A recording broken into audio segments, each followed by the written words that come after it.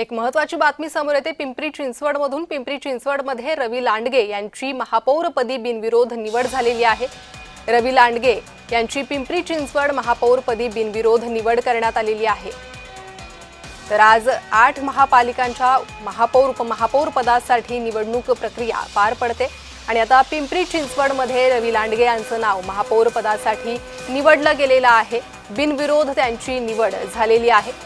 इतर पक्षांकडून उमेदवारी अर्ज न आल्यानं रवी लांडगे यांची निवड करण्यात आलेली आहे। त्यामुळे आता पिंपरी चिंचवडला देखील महापौर मिळालेला आहे। रवी लांडगे यांची निवड पिंपरी चिंचवड मनपाच्या महापौरपदी झालेली आहे। अधिक माहिती घेऊयात आमचे प्रतिनिधी अविनाश परबत यांच्याकडून।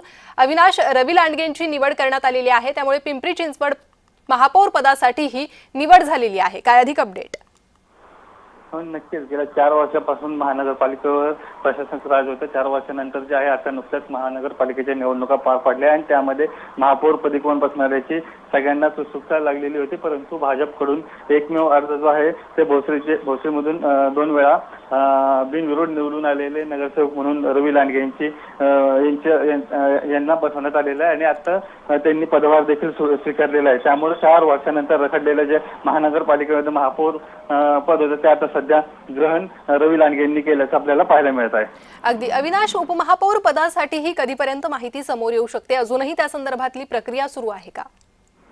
हो, नक्कीच उपमहापौर पदाचे उमेदवार देखील आता काही वेळातच जाहीर करण्यात येणार आहे। उपमहापौर पदासाठी आपल्याला माहिती आहे राष्ट्रवादीकडून देखील अर्ज दाखल करण्यात आला होता, परंतु ऐन वेळी जो आहे राष्ट्रवादी यांनी हा आपला अर्ज मागे घेतल्याचं आता सध्या ते समोर येत आहे। परंतु उपमहापौर पद देखील पिंपरी चिंचवड शहर आता अवघ्या पुढच्या काही मिनिटांमध्ये जे आहे ते नक्कीच, त्यामुळे महापौर पदी आता रवी लांडगे यांची निवड झालेली आहे। अविनाश, धन्यवाद सविस्तर माहितीसाठी।